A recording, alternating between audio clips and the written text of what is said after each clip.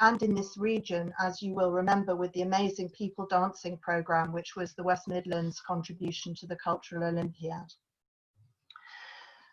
The Arts Council in 2012 going into 2013 then commissioned Helga Henry, then of Creative Shift, and I to undertake a consultancy project which was called Making More of Outdoor Arts.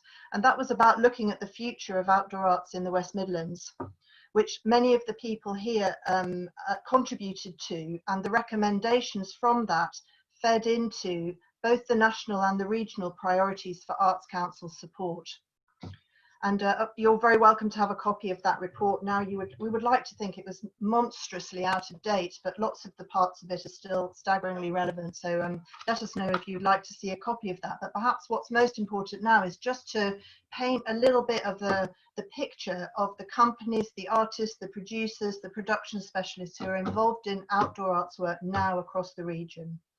So I'm going to tell you a list of names, and it won't be exhaustive, so please don't weep if I don't include you.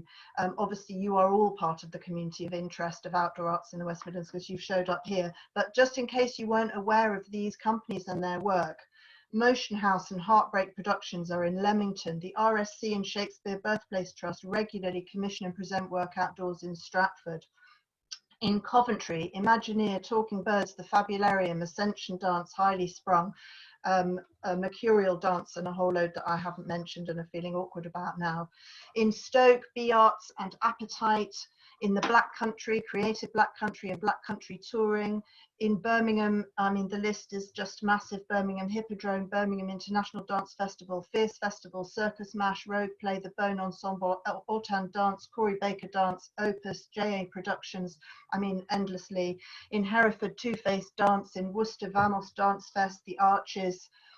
The teams behind Birmingham's great diversity of festivals: Weekender, B-Side, mostly Jazz Funk Soul, Luna, Moseley Folk, Maid, Big John's Mellor, Birmingham and Samwell Mellor, Simmer Down, Birmingham Pride, as well as the organisers of brilliant music, Greenfield, community, light night and cultural festivals in all of your parts of the region and everywhere else.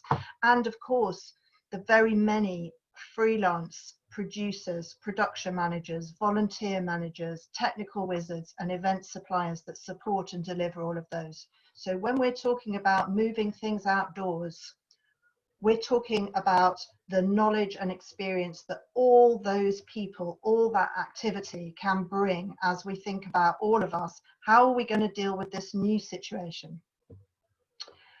We wanted to hear from, in this discussion, from professionals in our region who are working on developing outdoor events right now, as artists, as producers, as production and event managers, and on behalf of local authorities. And I need to tell you this, that we basically persuaded them to share their stories by assuring them that this will be highly informal and very warm and supportive. So I need to ask all of you, please, can you only write very lovely things in a very lovely way in the chat, so that we can deliver on our promise that it will be warm and supportive and informal. But really, we also want you, as I've said, to write your own questions, comments and experiences. This is a brilliant opportunity for us to gather intelligence about what is happening and what's planned to happen. One, so that that can form the basis of future events and discussions, but also so that we can all start to learn from each other. We can find out what best practice looks like. We can learn from each other's mistakes without judgment or blame. We can just find out how are we going to manage to fulfill our purpose in the world, our necessity to make creative, cultural, artistic things happen with people in their places.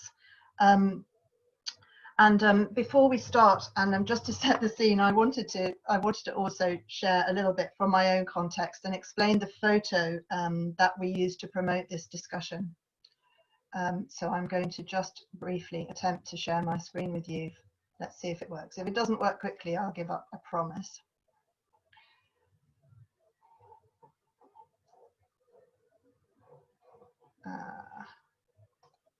Wonder how I can get to the Erica, your bit is somehow overwhelming me. Well, I'm hoping that Is it there or is it there? I'm hoping you can see that picture, even if I can't quite. Ah, that's how I get to show you the whole thing. Brilliant. So I'm in one of the hats that I wear is I'm the artistic director of Imagineer's Bridge Project. And this is what Bridge Project looked like in 2019. It looked like this. It looked like this. It looked like this. And we are in the process of planning, thinking about what will Bridge look like in 2021, where we really hope that we're presenting the project in the London Borough of Barking and Dagenham, postponed from September of this year. And as we start to think about, well, how can we do all the things that we did? How can we bring together people in such large volume outdoors in a place? What's that going to look like? And this was the reference image that we came up with, and that's the image that you will have seen promoting this event. So this was genuinely a moment in Bridge 2019, but maybe the moments of 2021 are going to look a bit more like this, with people distanced in that way. So that's enough of that. I'm stopping my screen share. I want to hand over to Graham.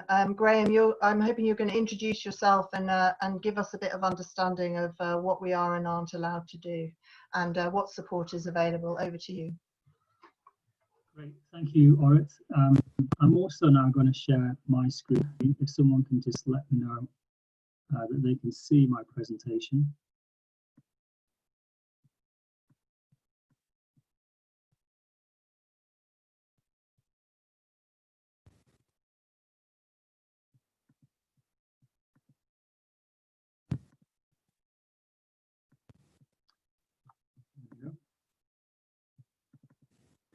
Can everybody see that okay? No, yeah, you need to just put it in full screen in presentation mode, Graham. Okay. You good? Great, thank you. So yes, I'm Graham Callister. I'm Director of Festivals at Birmingham Hippodrome. Birmingham Hippodrome now has been presenting, producing festivals for over 10 years in the city, and we've got a dedicated festivals unit team established to doing just that. Some of the things that we've been doing over the past 10 years, we've been leading on initiating major festival events in the city, such as Birmingham Weekender, and producing and directing that. We've brought major events like Furious Folly to Sutton Park as part of 1418 now. We also produce our own in-house festivals. So B-Side Hip Hop Festival, which would have been in its 5th year this year, we're looking to realise that later this September, is a festival that we like to put on in the streets around the Hippodrome in the South Side. We also deliver our Summer and South Side Outdoor Arts Festival. And one of the things that we're very keen to do with all of our festivals is about commissioning artists from the region. So whether that's working with people like Greg Mission, or High Vis Festival in Birmingham, or Fantabuloso, or Fabularium here today, it's very much part of what we do in our programming. We also work very much with lots of different communities in Birmingham, particularly community festivals. So we deliver the annual Chinese New Year celebrations, which take place across 3 days in the city, from the Bullring again to Southside and other locations. But more and more, we also want to work with festivals like Pride. We work with Big John Mellor, Birmingham, and Samwell Mellor, Eid celebrations in the park, and other events that are taking place in the city that are very important to us. Final thing to say just about the Hippodrome quickly, we also host and convene the Birmingham Festivals Group. There's about 50 plus festivals that take place annually in the city, a whole range of different diverse festivals taking place, which provides some of the amazing events when we can have them in Birmingham and for the region. And we often work as well with organisations like Fierce and Flatpack and Shout as well with their festivals. Currently, I should say the Hippodrome itself is closed, but the festival planning nevertheless continues.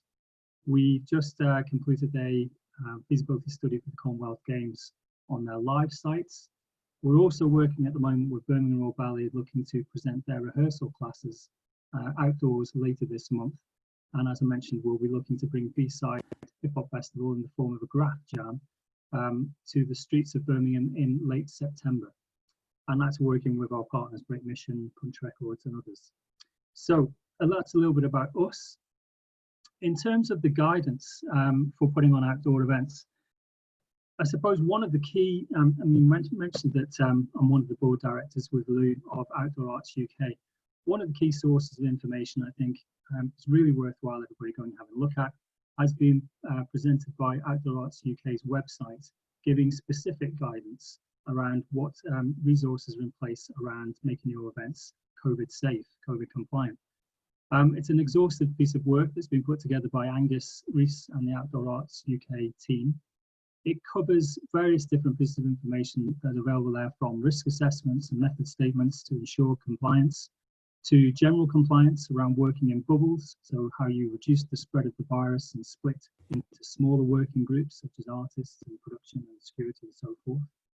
It also gives advice on the types of performances that you could be presenting that again can be COVID compliant, and within that where you can become creative, I suppose, with its safety as well, in terms of using masks, stilt walkers, aerial work, vehicles, all different ways to perform that can again mitigate some of the risk of transmission of coronavirus.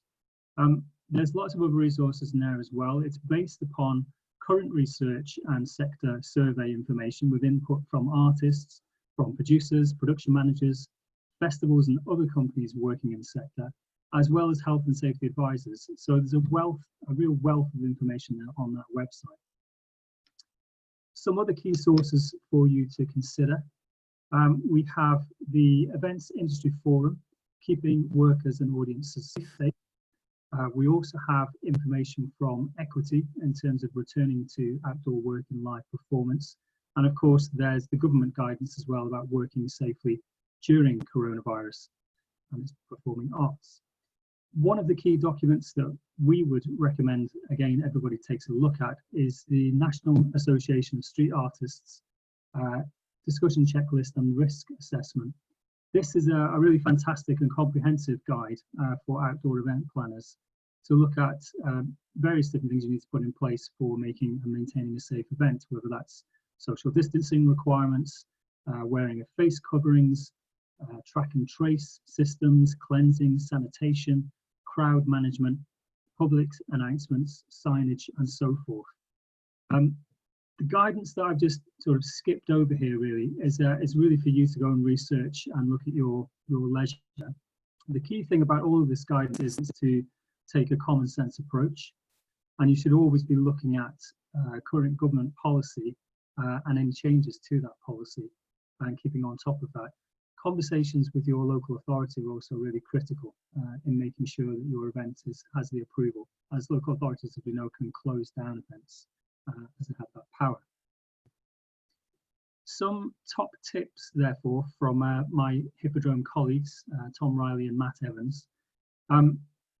These are things that we would expect everybody to be doing around outdoor event planning. So first of all, I'd say speak to everybody you can about your plans. That includes local authorities, safety advisory groups, other artists, other companies. There's a huge amount of work, good work that's happened across the sector already.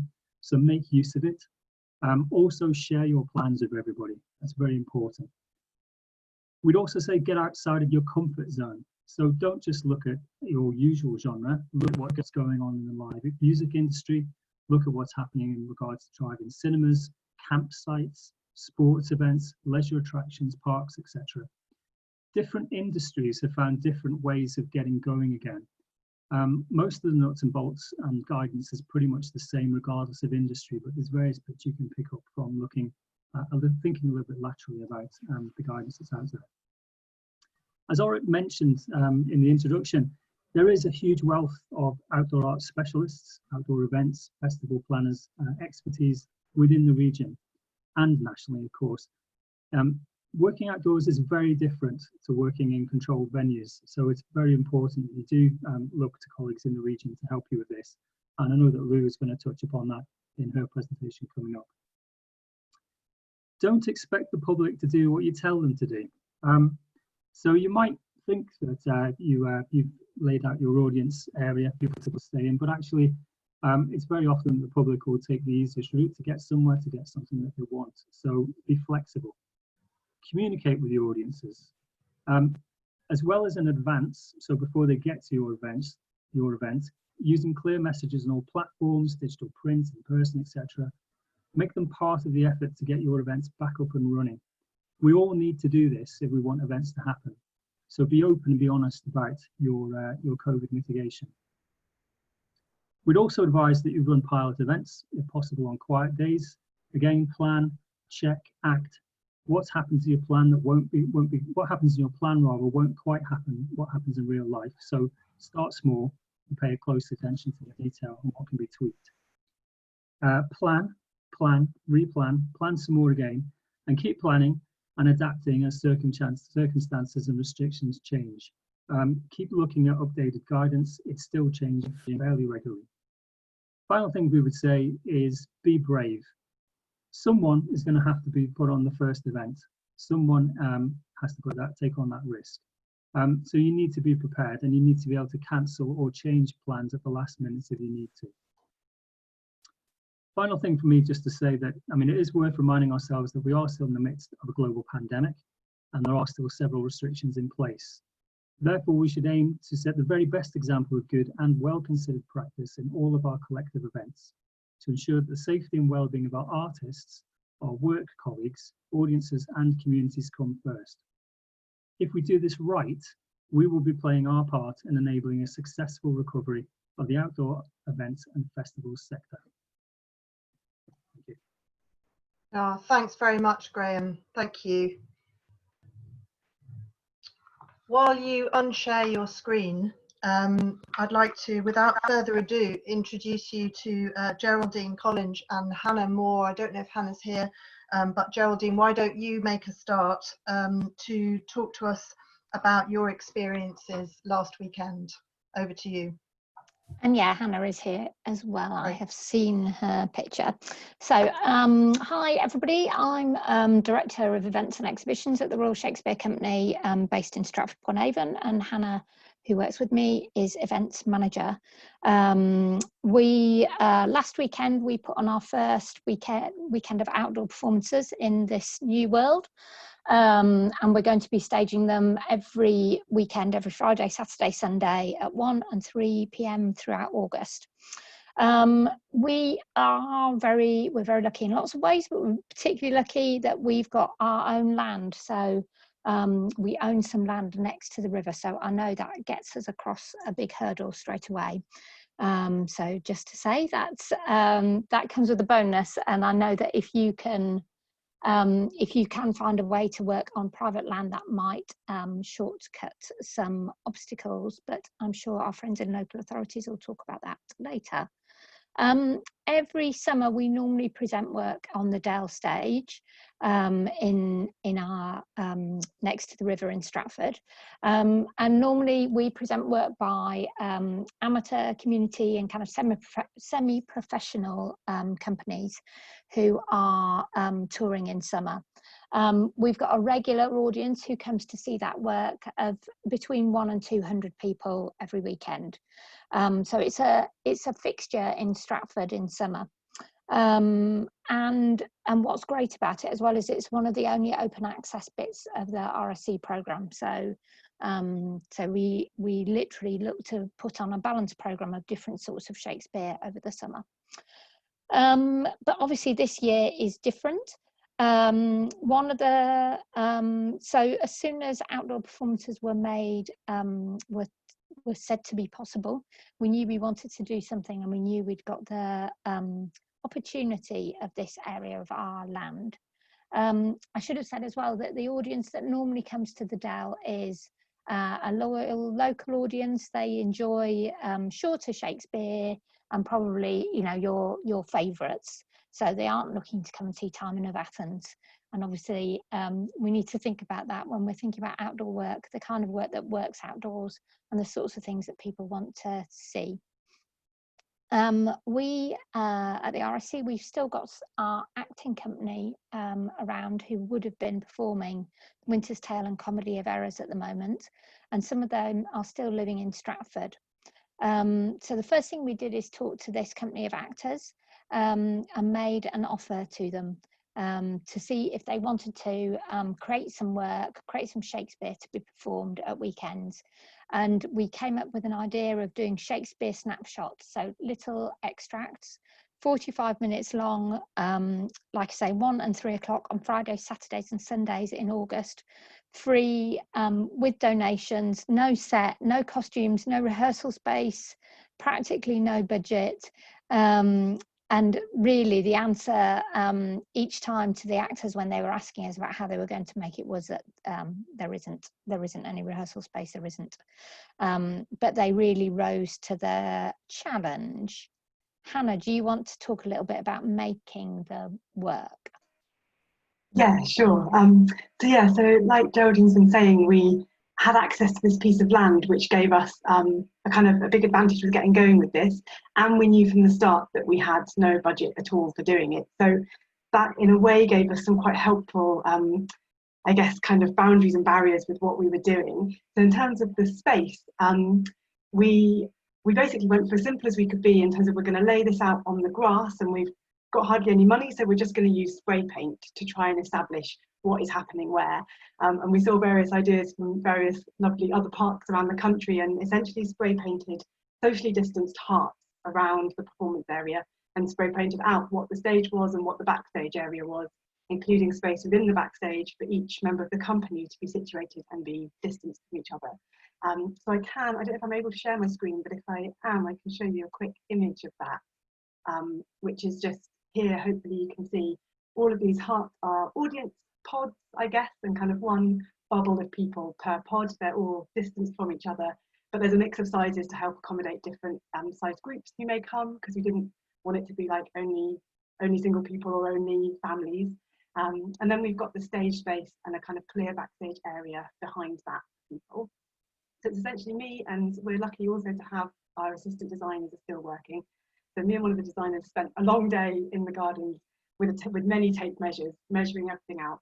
And we also had a chance for the actors to come, be in the performance space and do some projecting, so we could really get a sense of how far back we could go.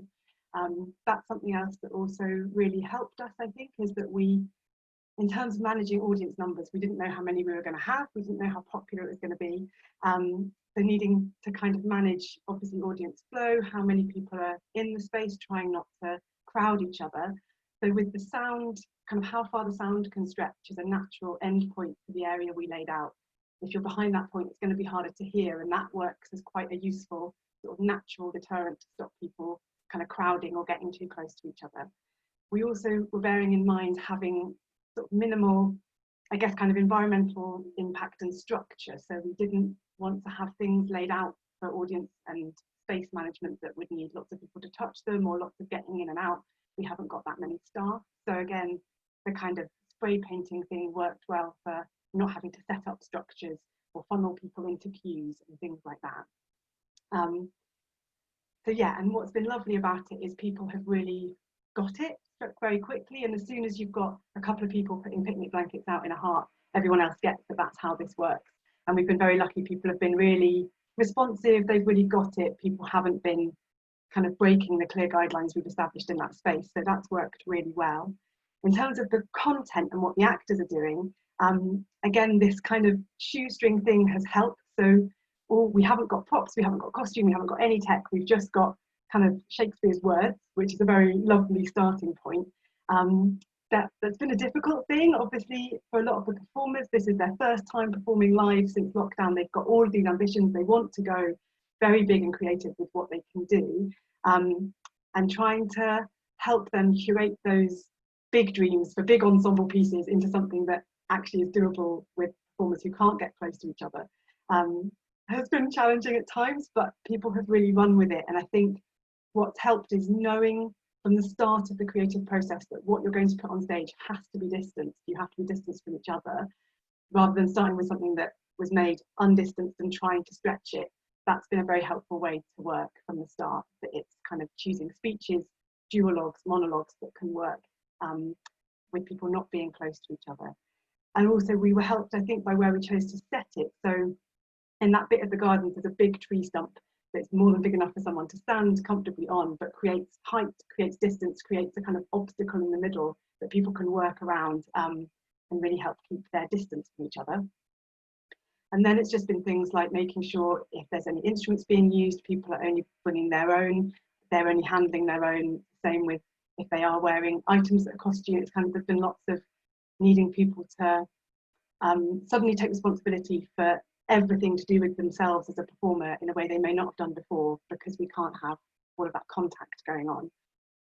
That's a bit of what we've been doing and the thinking that we've been trying. Something that caught us by surprise and shouldn't have, but it's keeping on top of all the guidelines, isn't it? It's things like singing needs more distance. People have got to be further away from each other if they're singing or using wind instruments. So it's also, yeah, as everyone's been saying, really, it's taking time to read those guidelines as thoroughly as you can. And we're lucky we've got enough space that stuff is still doable, but planning, you know, if that's part of the ambition, make sure the space you're going to use is big enough to distance people more. Geraldine, is there anything else you wanted to add to that?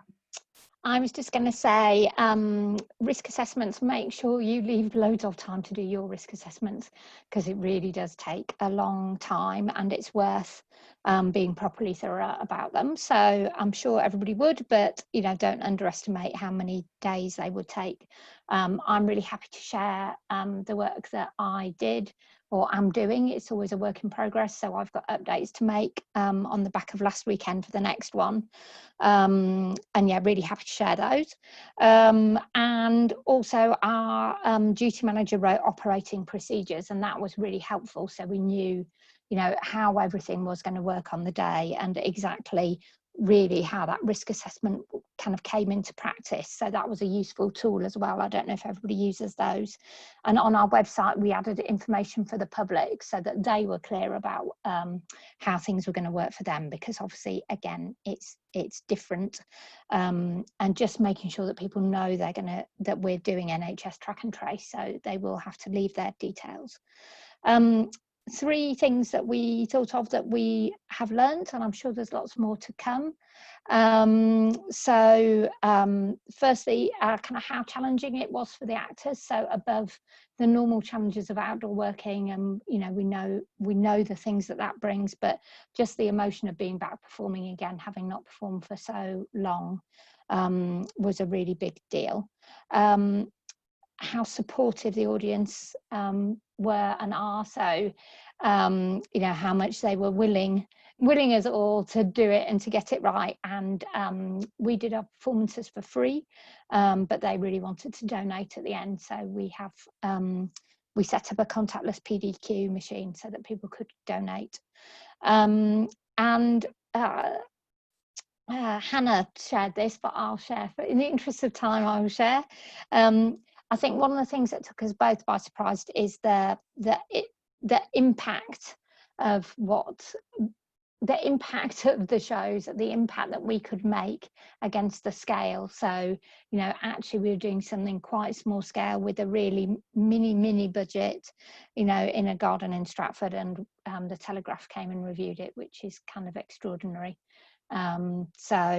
And really the impact that it's had on audiences and on all the company. So fantastic to do. So I'd say, you know, go ahead and do some great outdoor performances, and hopefully you'll really enjoy them. Thank you, everybody. Oh, thank you. Thanks so much, Geraldine and Hannah.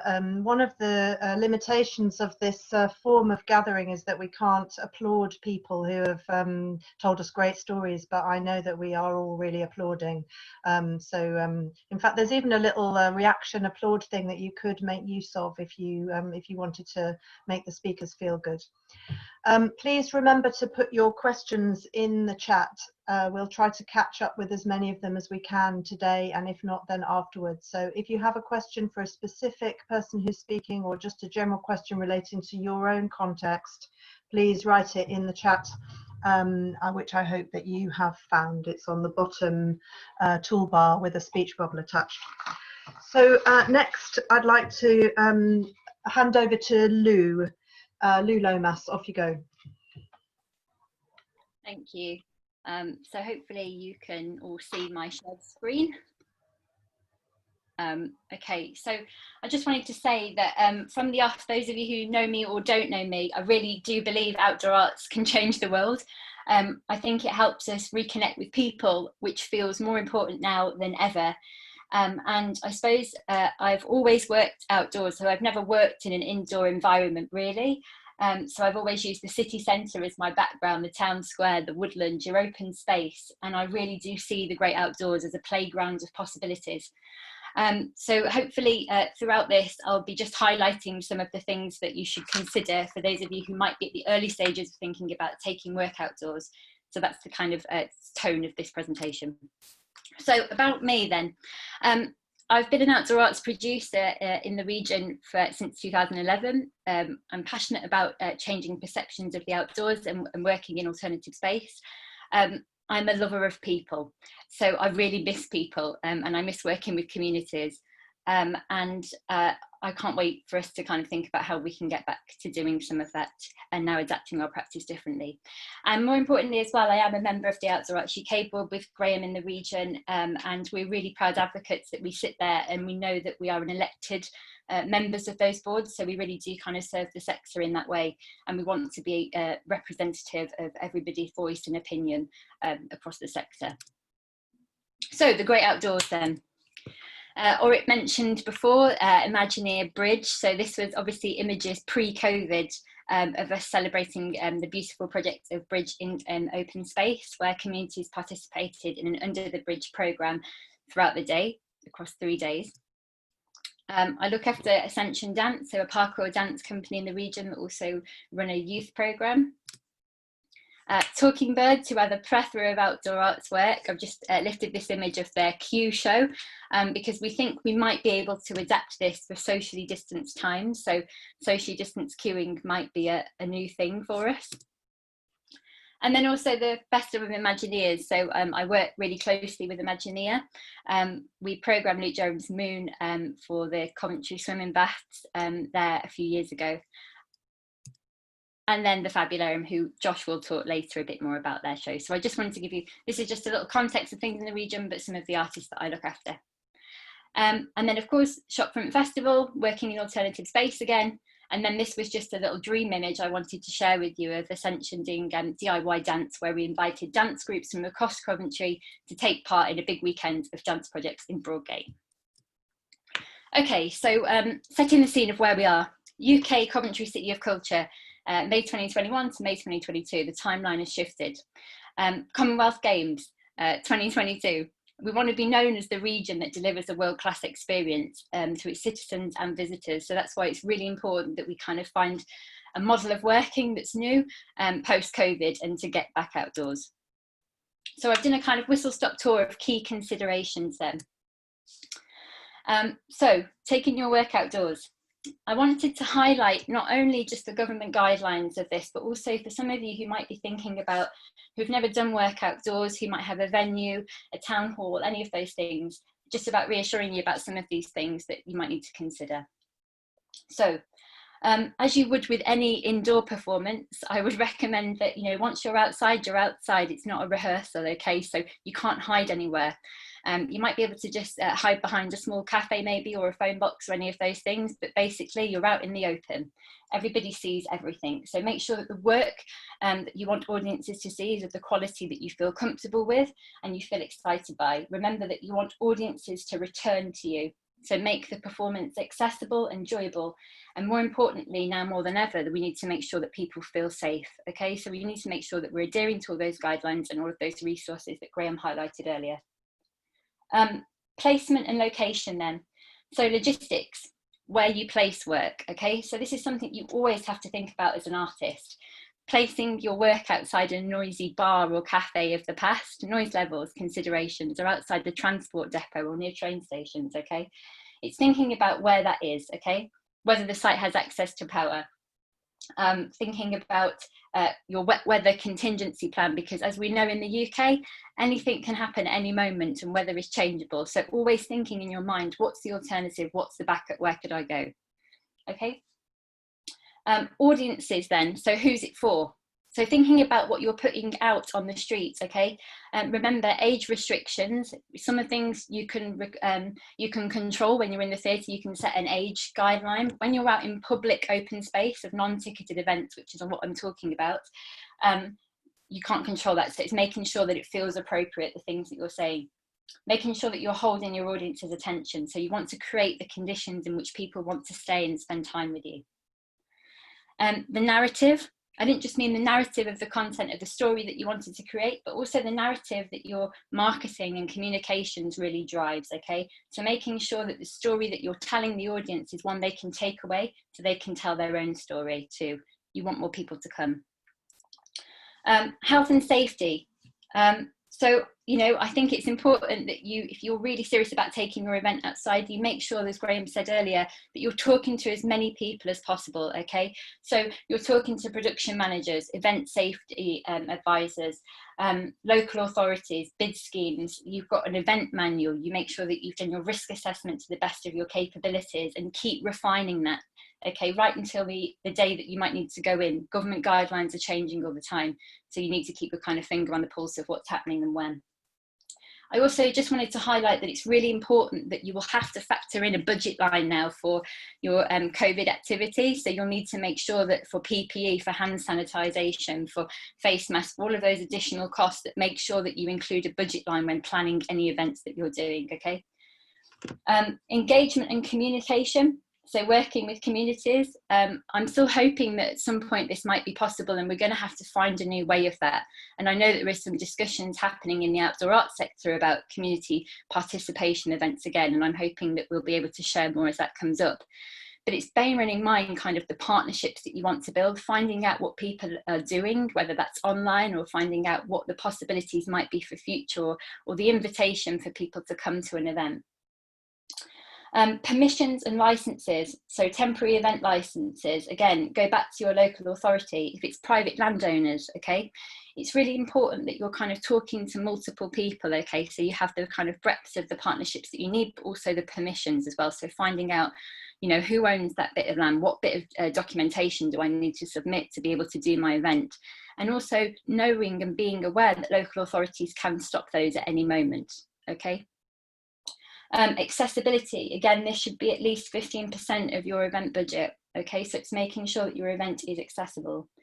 And then just finally, I'm going really fast, all right, I promise. The government guidelines of please make sure that you keep using these and refining these and looking at them all.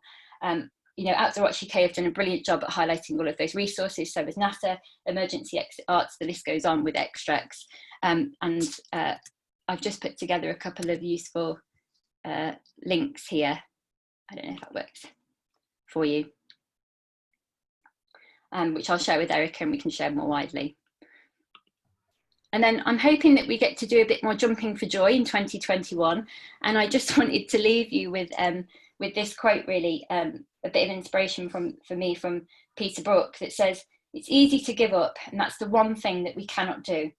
It gives me the reason for working, to leave people with a little more courage, a little more hope that's been nourished. And even, of course, if they're going to disappear, whatever touches one isn't lost forever." Thank you.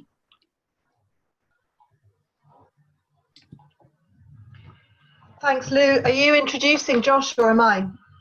Sorry, I'm going to hand over now to Joshua Patel from the Fabularium.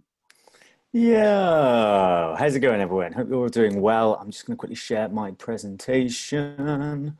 If I can get it up on screen, there we go. Happy days, happy days. Let me just click that play button. Oh, I've got to move all the Zoom buttons are in the way of my screen. Happy days. There we go. Grand. Hi, my name is Joshua Patel. I am one of the company managers from the Fabularium, who are a Coventry-based theatre company that specialise in outdoor performance. Yeah, and we tend to, if I can click the next slide. There we go. We adapt old tales and stories from for outdoor family-friendly performances with a medieval aesthetic reminiscent of the old troubadour style. And we've been operating since 2010, but we've been an official company since 2015. We've recently just celebrated our 10th birthday, which was wonderful. And admittedly, we dress up a lot as animals. Sometimes we don't, but most of the time we do. Yeah, so I'm going to touch on a few bits and pieces now, but admittedly, a lot of this has already been said by other people, so I'm just going to quickly breeze through it as I want to talk more about the risk assessment part of it and everything. So things to consider when outdoor theatre. Sorry, I've got my video box in the way, so I'm trying to move all of that out of the way. Cool. So, oh no, that's not working. What have I done? There you go. If it's your first time moving from indoors to outdoors, a few usual things to consider. You know, it's like indoors, it's thinking about your target audience, your where is it? Yeah, your contents, your morals and meanings, all those usual things. But then, of course, then it's thinking about your location. Can it be performed in a rural space, an urban space? Can it be performed anywhere? Is it site specific? Suitability for everyone. I know someone's just posted a question in the chat about this.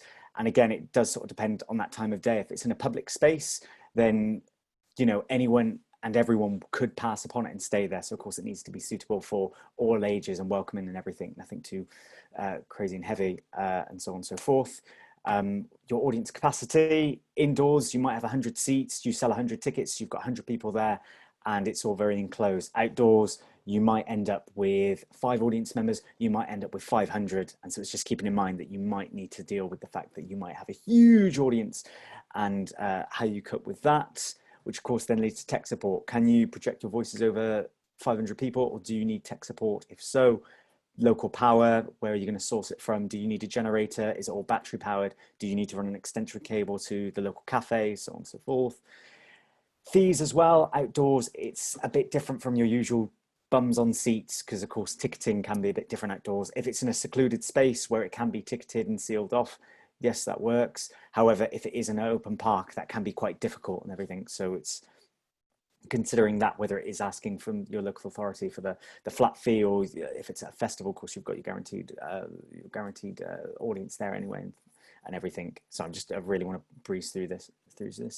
Weather. This is very important because we've experienced it all. We've experienced, you know, heavy rainfall and then braved covering our set and then carrying on under a tree in the rain to sort of make that, you know, carry on the show for our audience members and things. We've also had the issues with heavy winds where we had to quickly run behind the set and stand and hold it just to make sure that parts of it don't snap off.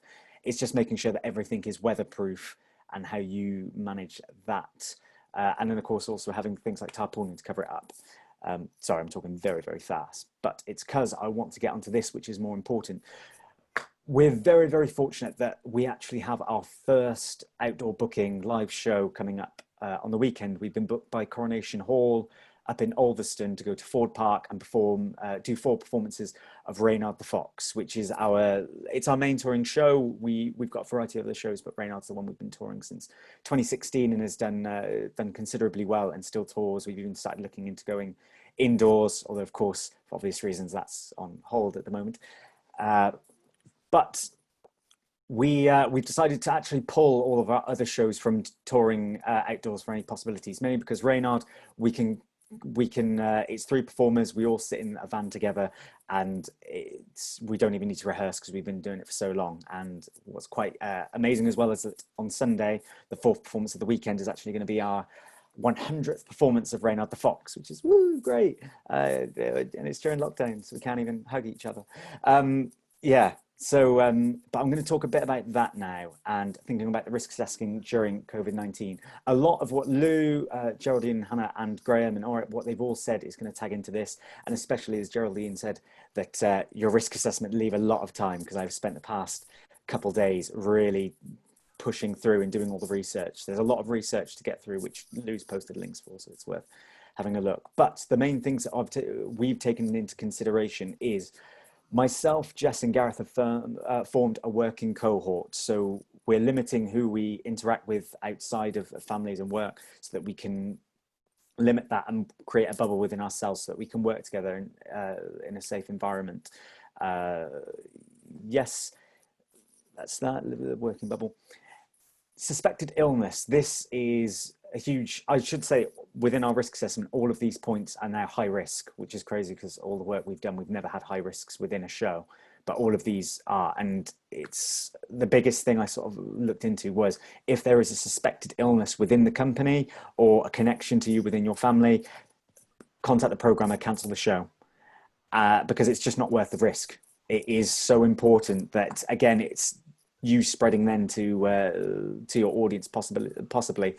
And of course, you'll maintain social distance, but it is just a really big thing that's coming up in risk assessments at the moment, which leads into social distancing. We, within our work, we use a lot of live music and singing. So we are maintaining a big audience, a big gap between us and our audience, a minimum of 5 meters, which we are going to reinforce, lay down rope, speak to the event organizers to maintain that distance.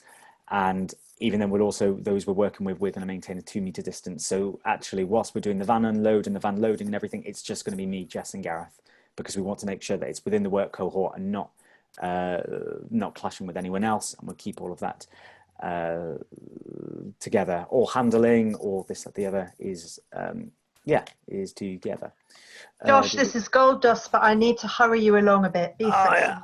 I knew I was going to take too long. Sorry. Right. PPE, again, wear your masks, wear your gloves.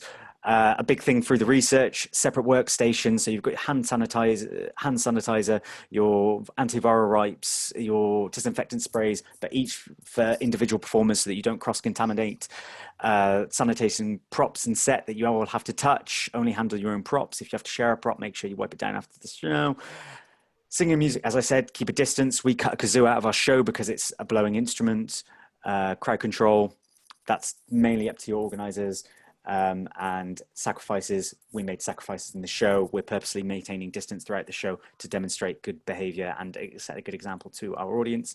People to contact and look for support, the government, Outdoor Arts UK, NASA UK, Equity, they've all got great documents to look through. Also, speak to outdoor producers and stuff. Lou's been incredible in sort of supplying these. I know someone put in the chat about putting some links down, so we'll get those typed up for there. Sorry, that was very, very fast. My email's there. Feel free to take a screenshot. Feel free to email me should you have any questions. I'll happily help and support where I can. Thank you. That was a breeze. Thanks, Josh. Thank you very much, and sorry for hounding you for time. Everyone's stories are too compelling, and for the guests here to say, I promised that I would bark at people if they went over time, but I just haven't been able to do it. I've finally plucked up courage with Josh. It's so useful, the stories that you're telling. I'm sure you would all agree that just hearing how people are solving these problems that we all face is incredibly useful and inspiring. And thank you for the conversation that's going on in the chat as well. It's brilliant if you can offer each other responses to questions. It saves us doing it later, and means that everyone can move on a little bit quicker. I would like to now hand over to Caroline from Opus, and then after Caroline we'll take a little tiny break, just a comfort break. So if you're hopping up and down in need of tea or a pee, then just hold on a tiny bit more. We will take a little tiny break and then we'll continue after that. So Caroline, over to you. Thanks, Orit. It's really great to be here. My name's Caroline Davis and I am the Managing Director of Outdoor Places Unusual Spaces, or Opus. We are 2 years old. My career in terms of setting that company up is that I used to work for Birmingham Hippodrome, so worked with Graham and was the producer on Birmingham Weekender in 2015 and 2017. I've since then embarked on a freelance career where I've been involved in concerts for up to 5,000 people, 10,000 people over a weekend. Various large civic events, including the Athletes' Homecoming. I've presented work in a range of spaces, whether that be greenfield, urban, on the trams, in New Street Station, and I have experience in work that's made for the outdoors and also adapting more traditional work and then putting that into public spaces. Currently, Opus are one of the event companies that are on the roster for Birmingham 2022 Commonwealth Games. We're also working on a street theatre programme in Droitwich Spa, which was unfortunately cancelled this year and is being replanned for next year. And we work regularly with the CBSO to conceive different ways of presenting their work too. In terms of Opus and the outdoor sector, I think that where my head's at, and given how much has been covered in this talk already, our aim is really about becoming the go-to producing house for outdoor performances in Birmingham and the West Midlands, but also starting to think now about how we involve technology. in our approach. And I think the thing that perhaps hasn't been spoken a bit about yet is now how we think about digital and video creation and video streaming as part of outdoor performances as well. I think that's very practical from a gathering audience perspective, but also as a kind of backup if things do become more uncertain and audiences are either harder to come by or not allowed to be there. So I wanted to start by talking about how we work, which is really about a stakeholder-centric approach, because when you take your work into the outdoors, people have talked a bit about land ownership, and the reason that they're doing that is obviously there are differences between rules and regulations in terms of public space and private space. And so our planning always starts with what space are we in, and looking at that from a number of conceivable viewpoints. And that can look at scoping for the attendees and how that works from an audience.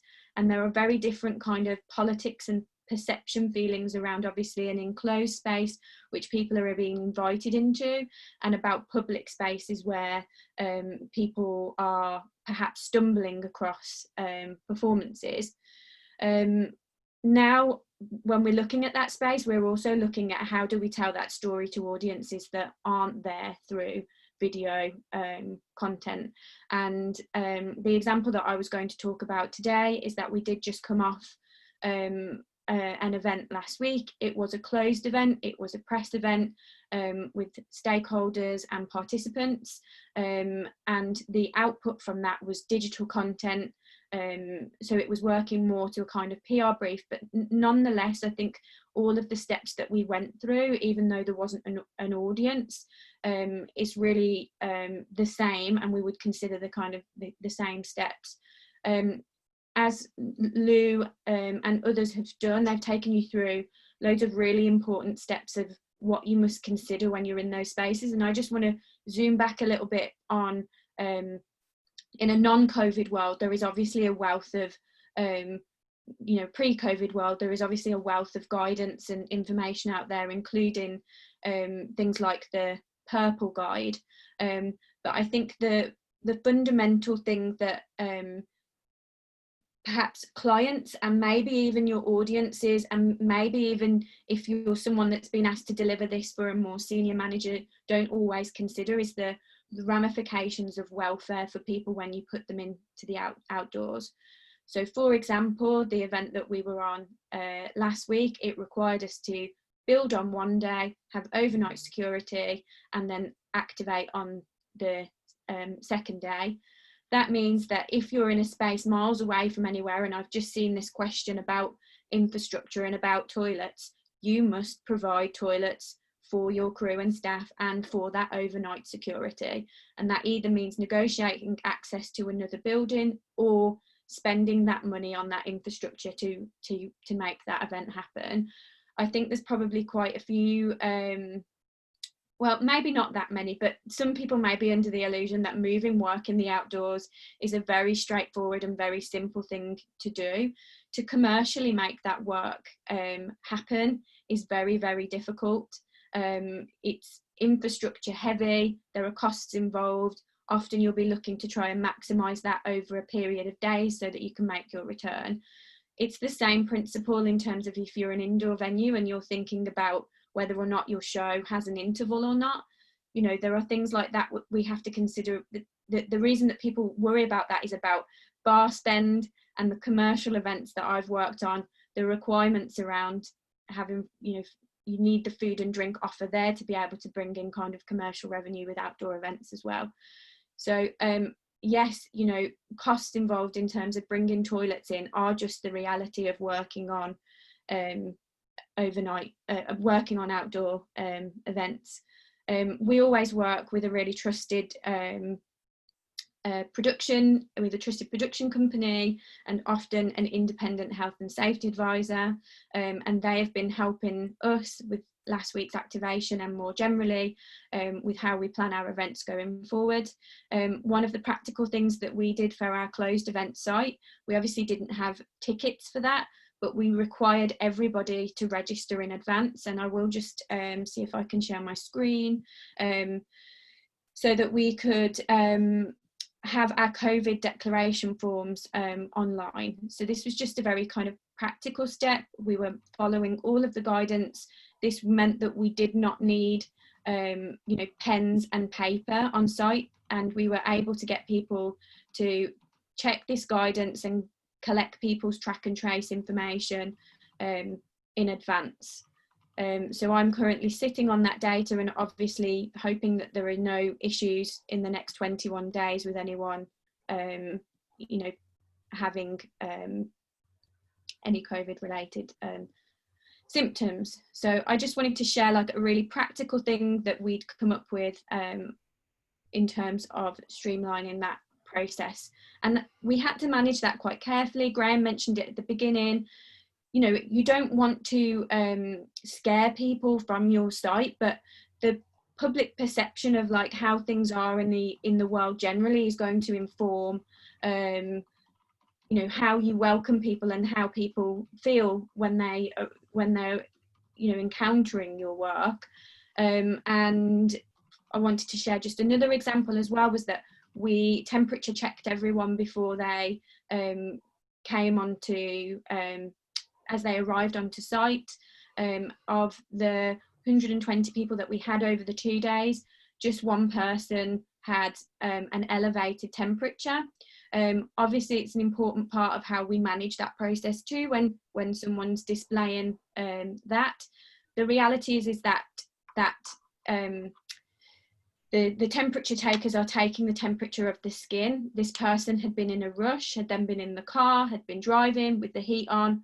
So we very politely just asked them to return to their vehicle, but just stay outside it, just to let the kind of them calm down for a moment. When we did that, their temperature was absolutely fine. And I think, that was a stakeholder, a key stakeholder, but that could be a member of your audience. And we now have all of that kind of relationship management to think about as well. Caroline, can you round up?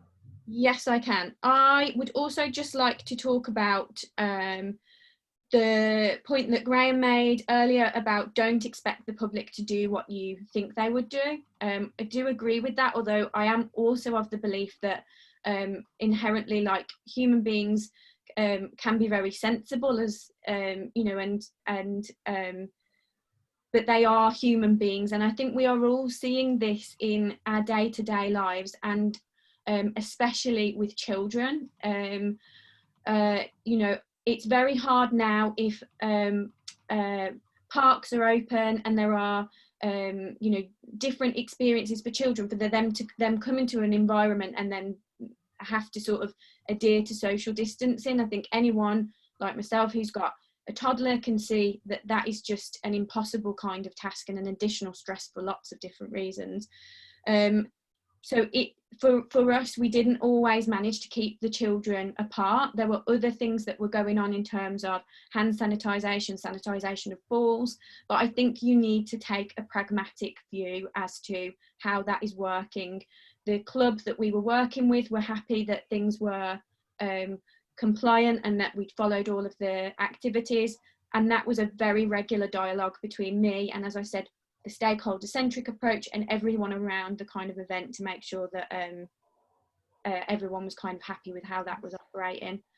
I just want to finish by saying that Opus are about to launch a producing development scheme. It's called Producing 102. If you have a look on our website, opusartsevents.co.uk, I will post it in the chat. We're starting recruitment for that. For anyone that's done some producing and wants to go on to next level or outdoor or large scale, that will be run on Zoom. So you're in this box, and that will be in September and October. And so have a look for more information on that. Thanks. Thank you. Thanks, Caroline, and thank you so much to everyone who's spoken so far and generously shared your perspective. we have a dilemma of timekeeping, so I'm going to suggest that we take not more than 5 minutes to have a comfort break. We will begin again at 3:15, whether you're back or not. And the people who are going to give their perspective after that are Carol and Libby from the local authority of Leamington perspective, and then John Hogan from the perspective of Coventry City Council. If you could edit yourselves to be really, really quicker than you thought, shorter, that would be really helpful. And then Tom Bowker is going to talk about working with volunteers, and especially in community settings. So also, Tom, apologies to all of you who are yet to speak. If you could edit yourselves, that would be great. I'm going to stop talking now. Please go away and come back at 3:15. See you then.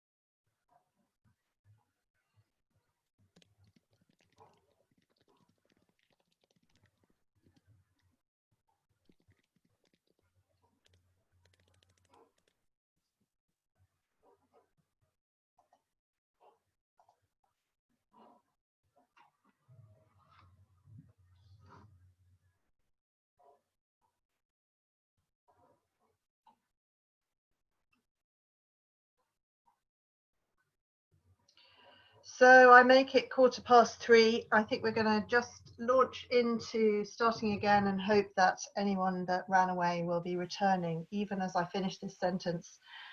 Carol and Maddie from Leamington and Heartbreak Productions, could you, can I hand over to you to give us a very brief update on your recent experience of making something happen outdoors? Yes, hello, and thanks for the opportunity to discuss this. So I'm the Warwick District Council Arts Officer. So that job involves actually representing all artists and performers and facilitating people from everything from finding grants, connecting opportunities, developing, finding spaces, all the nitty-gritty, as well as obviously working with the art gallery, which is very exciting, that is reopening. Prior to this, I actually was a director of art in the Park Festival, which, you know, last year had 40,000 people, over 40,000 over the weekend. So I'm kind of, it's an interesting role that I can wear both hats, having been delivering a festival and working outdoors, and now in a local authority and actually an official role. What from this experience now, we're all on a journey. It's been fascinating what people are sharing. We don't have everything in place yet. What I've noticed is there are two different groups. There are those who have never worked outdoors and are having to take and convert their performances to be outdoors, which is a process in itself. And that's part of my job, is to support that process. And then there are people like Maddie we're going to hand over to, who's been doing this for 30 years, you know, from Leamington Spa, but has also found this new, you know, challenges in this. From the new people coming into this, and what I have found is really it's actually having to know who to approach. I think actually it's knowing the tiers of people, and I find people sometimes going in a lot of different directions, whereas actually on a lot of websites there are the notes, there are the guidance, but it does require work. I think what everyone's saying today is this is not something you can do lightly, but you do need to actually put quite a lot of time aside, because there are more rules and regulations. There always were. You know, you cannot rock up into your park. Well, you can, but you might actually be asked, have you paid? Have you paid a fee? Have you booked it? You know, I found here in Leamington, there are yoga classes taking places, or small impromptu things where people feel they don't need that legislation, or they are doing it off the cuff. But once it comes under any sort of the areas we're responsible for, you know, we have a responsibility to check who's there, have they got the permissions, have they got the licensing in place. I think I'm going to hand over to Maddie now, because first of all, I want to hear her experience, because she actually has just delivered an outdoor performance. And I think it'd be interesting to know how she feels working with us, what have been the learning points, and how you can actually get to this point of actually delivering an outdoor performance. So over to Maddie Kerr. Hi everybody, yes, thanks Carol. So yes, we've been going 30 years, touring up and down the country in various places, including a lot of council run spaces. And I would completely reiterate and agree with everything that's been said before in terms of risk assessment. It took us as long to get the risk assessment out for our tour of Alice in Lockdown as it did to rehearse. It was extraordinary. And what I found across the UK, the swathe of different councils that we've been dealing with, is there's no standard. You know, one council can go, just give it an A4 sheet, there you go, and another council, a massive, huge tome. So my point leading on from that then is relationships. Find the right person, whether that's the events officer, the arts development officer, the parts person at green space city centre venues across all councils, and become their friend, because they will help you with all the bureaucracy, with all the infrastructure, with all the things that perhaps you haven't thought about. They will, as I've seen already in some of the forms laid out from people today, they will make sure that that is something that you need to think about, and that you will then have actually ticked that box. So yes, we've been going 30 years, all shows obviously cancelled this summer. Dowden said we can go ahead, fantastic. So we got a two-person, we decided to do a show relevant to now. So we have done Alice in Lockdown to kind of represent this whole topsy-turvy world that we're all living in. And we cast a couple. So that immediately eliminated kind of social distancing for them for rehearsals, obviously not from the director, but for them. And they delivered in 11 days. The audience turned up last week. A lot of them had not left their house for 17 weeks. So a lot of them were very, very nervous. So again, that would be my second thing. Think of everything from the audience's point of view. So from the very start they come in, you need to make sure that adherence to all PPE is there. So masks, wearing a mask gives them security. Having at least 2 meters gives them extra security. And everything is going to take more time. We found that collecting what we call the islands, we created a Cheshire Cat Island, a Mad Hatter Island, a Dormouse Island of different groups of people. We found that actually meeting them at a box office desk and at 2 meters, taking them to their designated island, settling them down, making sure that they were happy, that made a big difference. Sending out a kind of a do's and don'ts, it wasn't quite as negative as that, but kind of a tip sheet to everyone beforehand, taking them through the whole process of what they were going to expect from the beginning of the event to the end of the event. Massive section in the middle about loos, which is very important.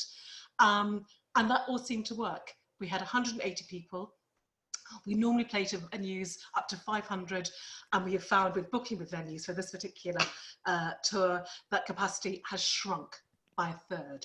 No, by 2/3 to a third. So this is not a commercial tour for anybody for this summer, not for the venues and not for us. It's not about making money. It's about offering a service to people who have, want a live event. Does anybody have any questions? Can I say anything else that's of any use? Orit. I'm just trying to, thanks very, very much, Maddie, that was really gold dust, thank you. There were some questions about how we can coax audiences, how we can look after audiences well, and Carol, is there anything else you want to add quickly, or can we move on? Yeah, just very, very quickly. I think a key thing is actually you will have an arts officer most likely in your area, but the person who's actually delivering the front line of this is your events team. Most authorities will have an events team. There's also the parks team. I found a lot of people end up going in so many different directions, they don't know who to speak to. So it's really important to use your arts officer to say, what do I need? Where are the steps? We're in the process of delivering a guide, a how-to guide, how to put on an event, because Maddie's done it for 30 years. A lot of people have never done it. So you have to put that investment up front, but also to use us. We're actually all contactable. We can give you those guides, give you the people to contact to, but also we should be looking forward. This is an audience for now. The weather is obviously always an issue. We have to be looking to the winter. We're actually looking at outdoor, what does it look like in the November, December, because it's also part of our role to bring people back out, and we know that our age group is in demographics, and the older groups are going to spend a lot more time, and actually saying to them to come and sit outside in the cold, not very appealing. We are being very creative as well. We're really taking on board everyone's ideas. So I just want to finish with that, saying that we also have just published a creative framework for the district. So whilst all these things are going on, there are all the bigger pictures we're all trying to feed into. So please, whilst we're looking very close to us, use us for information, use all the wonderful people here who are offering their services, but also take time to actually look for next year. What are the bigger picture as well? We all need to be equipping ourselves and be ready to go. Thanks, Carol, brilliant. Thank you very much to both you and Maddie. And straight over to John Hogan, welcome. And it would be great if you could give us a 3-minute response to what you've just heard from a Coventry perspective. There are some vast number of people here, 116 people, who all want to know your perspective on what's important right now. Go.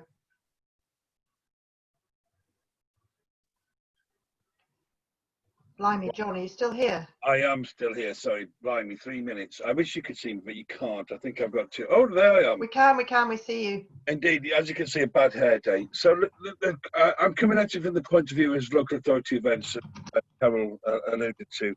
The gatekeepers, if you like, to public realm, whether it be parks or hard spaces. The key thing for me is obviously the application and the upholding of the government restrictions and guidelines. As a local authority, we are duty bound to uphold what is essentially law. The law, the restrictions, the guidance is changing almost constantly. It's like tap dancing on a moving carpet, and there are full of contradictions.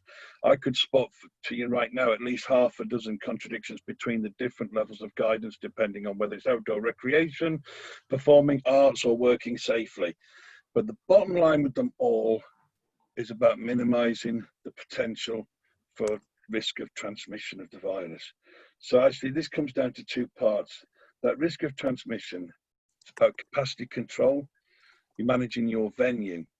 And when you look at a city centre open space, that's unmanaged. It's a tea bag. There are people coming from all different directions. The very nature of street art, of course, is that you want to gather an audience, but gather an audience in a safe manner, which isn't necessarily achievable unless you've got a perimeter, you've got a venue, an outdoor venue that can be managed for capacity. I saw questions in the text there about what is the capacity? Well, it obviously depends on the size of the venue, the footprint of your infrastructure, the movement of your audience, and how you're going to place your audience, because I'm going to come on to the next part, is social distancing. Clearly, social distancing. Ask everybody on the street, what is the minimum distance? They'll all say 1 metre. It's not, is it? It's 2 metres. It's 1 metre only with mitigation. And we don't really want to do that unless we really, really have to. So we've got to maintain social distancing. We've got to minimise the prospect of aerosol transmission. We've got all that cleaning, the hand cleaning, hand washing, sanitising and cleaning of any common surfaces. And then PPE. PPE should be the last line of your risk assessment. Face masks, obviously face shields and the like, yeah. But really, you've got to encompass all of these in a COVID safe risk assessment, which is a compulsory item for managing safe spaces outdoors, managing public safe spaces. But it comes down to, as I say, minimising the transmission. So think about your audience, staggered arrivals, because it isn't just about what you can imagine performing with an audience in front of you. They've got to arrive. They all arrive at the same time. They certainly all leave at the same time. So how can you stagger the egress of the audience? Is it about time ticketing? Is it about managing outside of the venue is also important. It's not just about what happens inside. It's the queuing arrangement outside to get in. It's the arrangement in the car park. You know, if cars are parking too close to each other, is it reasonably foreseeable that an audience will breach social distance? If the answer to that is yes, then do something about it. Doing nothing is a decision. So really that's where I come into it, and what I look for in risk assessments. I'm also looking for the second part, which is about track and trace. There are a number of apps now downloadable where audiences can be encouraged to check in, and in doing so their data is held safely, securely elsewhere by a data company, and you have that ready list, if you like, of customer data that can be given over to the NHS should they need it for track and trace. All the other measures that other speakers have mentioned about temperature taking, obviously all of the staff need to know what will they do if a customer presents themselves with symptoms concurrent with COVID. And that goes through from not just your front line, but also to your back line, to your security, to medics and so forth. So I think all of these things really all come together, but there is also written into the government's own guidance to local authorities not to permit mass gatherings, because again, it's all just about minimising the potential for transmission. Obviously now come to local authorities is the prospect of local lockdowns, and we're empowered now if we need to close down any venues, activities, events and so forth. I'm not sure how local authorities are approaching this, not even my own yet. We're still learning. But when I'm asked, as I am, how can we do this event, this activity? Yes, there's all the usual stuff and permissions and risk assessments, electrics and so forth, toileting, but there's also the compulsion now to add a COVID safe risk assessment in the way that you have to have a separate fire risk assessment to meet the fire order, to add a COVID safe risk assessment. I dare say each local authority is different. I know this because there's something called layer. Sorry, have I gone over my time? Well, it wasn't me nudging you, but now that a nudge has happened, yeah, John, it would be great if you can wrap up. Thanks. Well, I was just going to say there's an organisation called LAEG, which is the Local Authorities Event Organisers Group. People like myself from other local authorities, we talk to each other, we compare notes. Some local authorities are banning events. We're progressive, we're trying to open up. There are some activities that can happen on a COVID safe level, fun fairs, outdoor markets and the like. But I think as well there's scope for thinking about activities which are not about mass gather. Mass gather is going to be around for quite some time. So what are the activities that are not about mass gather, not about a single point of date, time, place? We're looking at installations, massive googly eyes in the trees, to try and bring people out. There's two actions that are really down to a local authority. First of all, it's remobilisation. That's making the town centre safe for people to come out into. We've done that. Nobody's coming. So the next phase is create a reason for people to come out to encourage this social recovery as well as economic recovery. It's going to be a long climb back.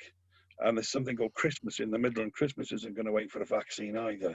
So there are things that we need to do as local authorities, I believe, to encourage people to come out and feel safe. And providing activities is part of that.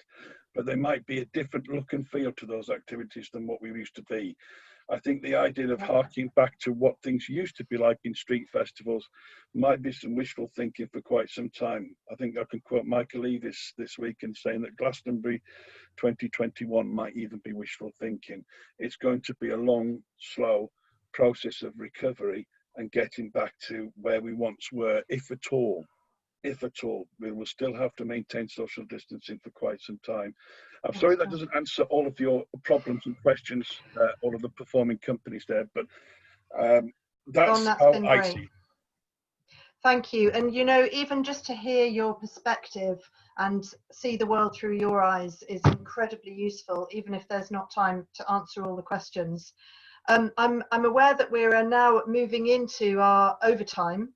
I'd like to just reassure everybody that as we said at the start, this is just the first of these sessions, and it's been already incredibly helpful to capture your questions, to understand the kind of things that people would like support with.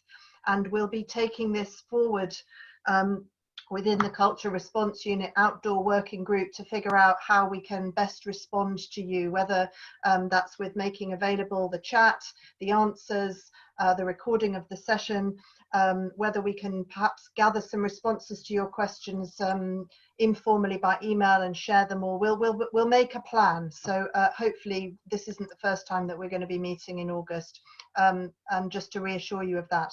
We've got one more presentation person to hear from, and that is Tom Bowker, who's an independent events and workforce manager, who's going to talk to us about working with volunteers and in community settings. So Tom, be brief, over to you.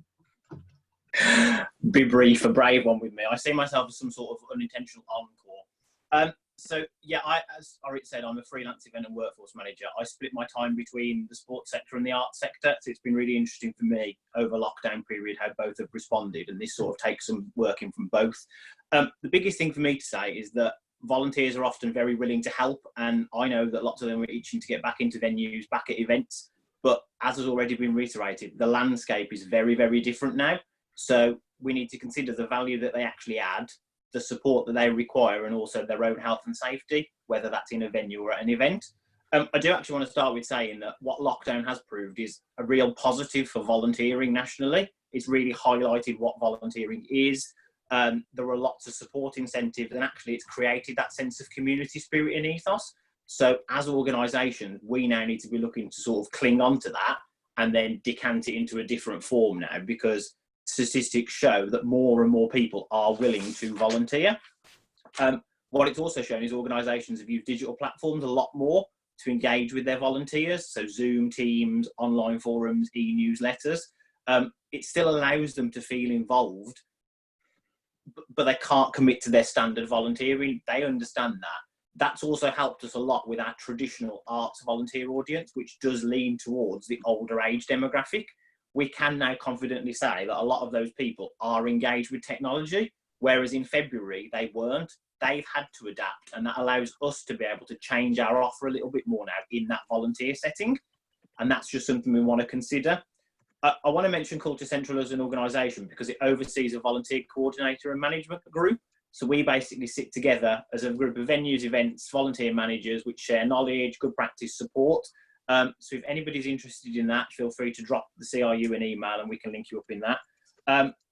It's also very important to remember that a lot of venues and events are run by volunteers. So I just want to make this differentiation clear between your organisational volunteers, so your stalwarts that run events, run venues, and then what we might now brand as event day volunteers, so your one-offs, people that turn up because they need to be managed in slightly different ways. Traditionally, outdoor event volunteers do come from different backgrounds than venue volunteers. Venue volunteers have that commitment of a certain day of a week, a certain time, every week, they're there to do the same activity. Outdoor events often see that one-off approach, so people are available on the date of the event, they have interest in the event itself, or don't wish to commit to something longer, and that's a big positive for me because it allows more people to engage. There's also evidence of that different age demographic, so we see a younger volunteer age at outdoor events than we do in venues. There's always that split between student volunteering and those which fall into that retiree bracket, but there is more of a lean outdoor events to a younger demographic. What we need to think about is moving forward, one-off events offer that opportunity to engage with those that fall in the middle ground. So people that have found volunteering in the past few months, how can we keep them and how can we engage them? A one-off event might be that perfect opportunity. That community ethos can actually pull into what you're delivering. I just want to talk briefly about some of the things we need to consider when using volunteers and legislation. So volunteers should never replace a paid member of staff. That needs to be a very clear differentiation. They're mutually exclusive. So volunteers within our setting should enhance what's on offer. That could be for performers, it could be for an audience, but it should be seen as an enhancement. Yes, we know some volunteers carry out what we would consider vital roles, but we need to break that down in terms of what the expectations are with volunteers and with paid members of staff.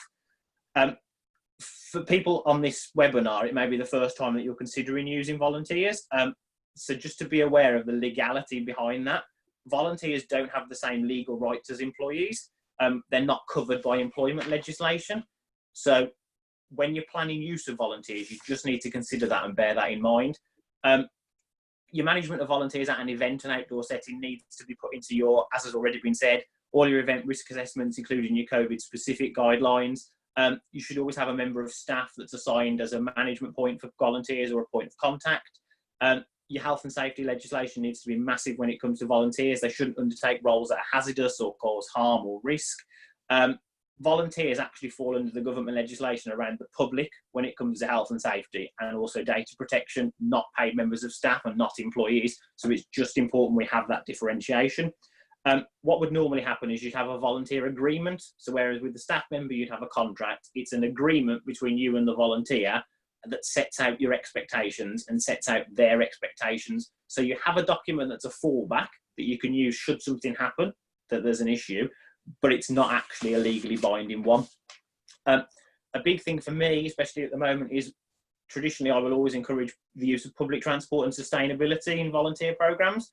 That's challenging at the moment. Government guidance says you may use public transport, but there's still a push not to use it. So if you want volunteers at an event, we need to consider things like, well, if we're encouraging them to drive, where are they going to park? We have to provide that. Is that going to be a cost? Volunteer roles also need to be considered carefully, you know, especially in the current climate. What equipment are you providing? Are you providing PPE? Whereas traditionally kit may have been shared between volunteers, are you now providing it individually? That will have budget implications. That's a big thing, and I think Caroline mentioned that as well, as did Lou, the budget settings of events. Volunteers don't come for free. There is a budget element to volunteering. So you need to balance that out between actually the benefit of having volunteers, which is great, and as I say, it's that enhancement, but actually you can pay members of staff to facilitate that, and that's a balance to find. Similarly, do you pay expenses? How does that work? How does your training work? I think the big thing with the online realm now is we can push training to that online remit. They don't need to come to a space to train as we normally would. They can have that online and then just visit when they start. Things like refreshments, normally we provide them, bring their own, all clearly named, all clearly labelled. One thing I just want to mention as an example is Castle Bromwich Hall Gardens. So they've reopened recently. It's a venue that has indoor and outdoor settings and roles. It's managed by key staff, but very much volunteer supported. So before lockdown, they had 120 volunteers, half of which were gardeners, as it were, and the others supporting events and admin. With their limited reopening, they've realised how important the volunteers are. So gardening, because it's an outdoor role, lots of people have come back, great, not a problem. But due to the availability of staff and other requirements, a lot of their other volunteers haven't been able to. So volunteers within those traditional other settings fall into an older demographic, those that may have medical needs. Only 10% of them have been able to return. So that's caused them a problem in terms of actual volunteer remit. But what they've done is move their offer online actually some of the traditional people haven't been able to engage with it, but new volunteers have. So they now have a much younger demographic of volunteers through that method, and that's really helped them to support. That's really important moving forward. It's also given them a chance to reimagine their volunteer offer. So they now have set roles, set rotas. So actually we can sort of restart where we are with who's existing, but also go for new people. I just quickly want to mention the links to sport as what I do. So the sports sector, very similarly with volunteering, is a really good practice example for me. So there's a Club Matters tool for shared knowledge around restarting events. Basically their ethos is reimagine your offer. So still what do you want to do, but can you reimagine it in this world that we're now in? There's a Sport England funded portal with guidance as well, but the emphasis is always on duty of care to volunteers, and that's the big thing I want to stress, is your duty of care as an organisation of an event to volunteers. So overall for me, that just links to the need for us as a sector to have that joined up approach, be it to training. There's a lot of volunteers that go to event. Actually, can there be one pool of training? Similarly, there's a lot of crossover with the actual people doing events. Lots of advice on use of volunteers from NCVO, Volunteering Matters, or Voluntary Arts. But also if you email this CRU email for Culture Central, we can sort of link you into that volunteer group and where we are with what we're doing. Brilliant. Tom, that was so insightful and informative, and apologies that you felt that you were the encore. It was so valuable. I'm sure everybody would agree, and the applause is already deafening. It's just that we're in Zoom, so you can't hear it. Thank you. I want to say, I think we're going to wrap up now, but I want to say thank you very, very, very much to everybody who's so generously shared your experiences. I hope that you have felt it to be informal and warm and supportive, as we intended. We are a community. We're all trying to figure out how to do this, and we want to do it really, really well. And there is a lot of expertise, as we have heard, in our region, and lots of experiences that we can benefit from in order to make sure that whatever we do outdoors is of the highest possible quality, and that we can look after our professional teams, our casts, our crew, our volunteers, and our audience. I think there are still quite a few questions that we might want to explore and pick up for a future event. For example, live streaming, for example, convincing authorities to open their venues and convincing audiences who might be nervous to come. How do we promote what we're doing in a way that persuades people both to attend, but also perhaps to part with some money on the way or when they get there? There's a lot more to discuss, so please leave this with us. Your questions in the chat have been brilliant, and thank you to everyone who's responded to people's questions, especially Philippa. Your fingers have been on overdrive. Thanks very much, Philippa from Talking Birds, for responding. Leave it with us. We'll think about what to do next, and we'll let you know. This has been recorded, so you can let other people who might not have been able to come. You can let them know.